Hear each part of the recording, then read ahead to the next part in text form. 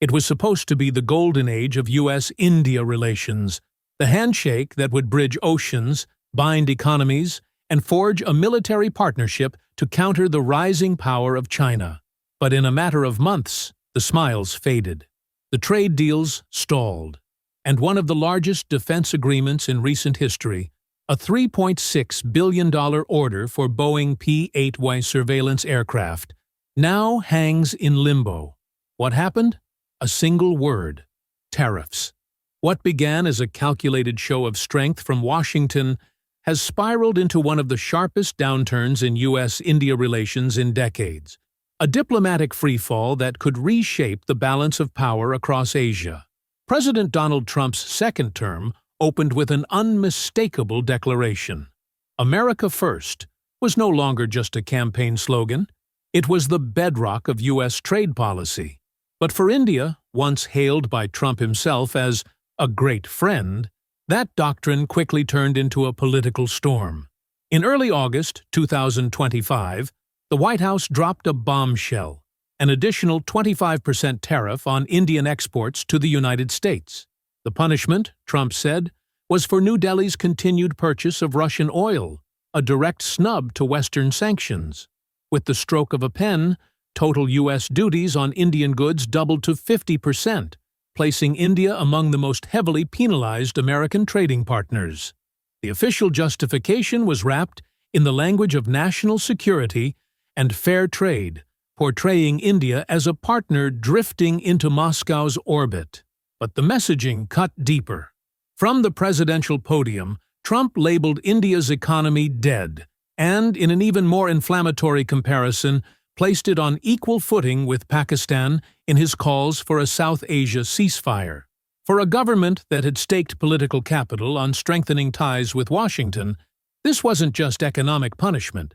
It was a very public and calculated humiliation on the global stage. The retaliation was swift and calculated.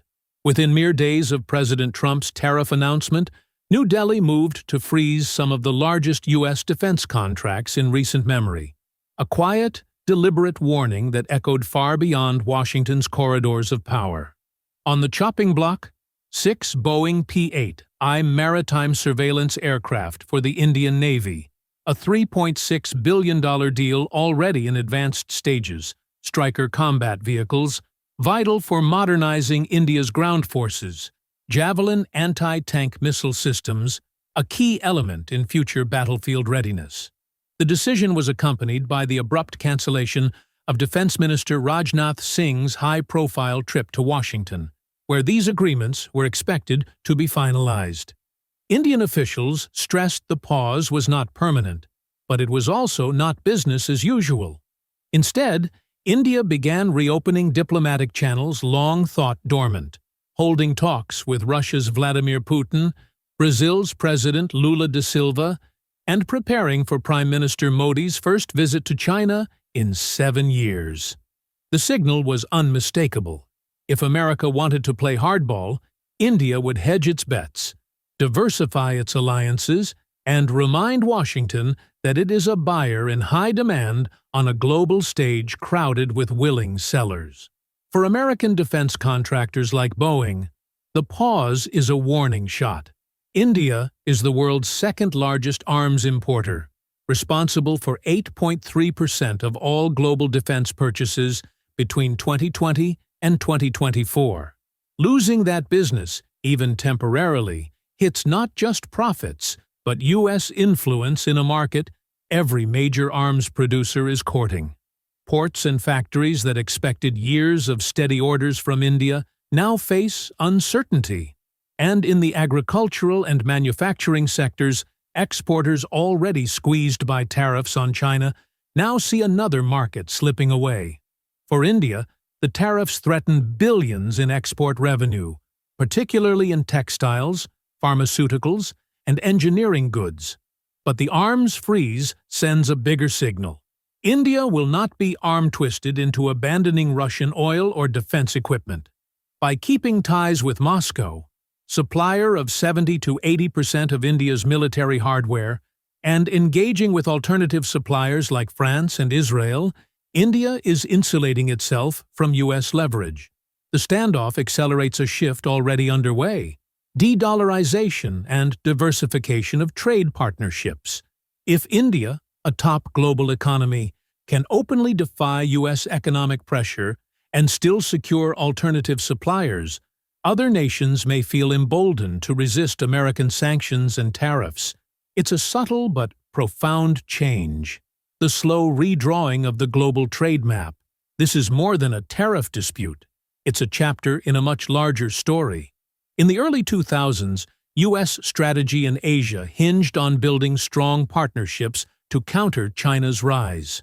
India was the jewel in that crown, a democracy of 1.4 billion people, sitting on China's doorstep, armed with a rapidly growing navy and a shared interest in keeping Beijing in check. Now, in the wake of Trump's tariffs, India is talking to China again, even preparing for high-level meetings in Beijing. The optics are striking.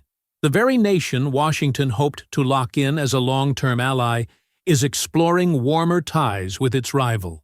Meanwhile, in the background, Russia is watching and smiling. With the U.S. pushing India away, Moscow gains room to solidify its role as New Delhi's primary defense supplier. And in a world where deals are signed in Mandarin, not English, the U.S. risks being a spectator to Asia's new security order. It's a reminder that superpower status isn't just about military might, it's about relationships. And relationships can be lost. This is what the erosion of influence looks like. No explosions, no breaking news alerts, just the quiet suspension of meetings, the unsigned contracts, the whispered phone calls to old allies, the collapse, or even long delay, of the Boeing P-8I deal is more than a business setback.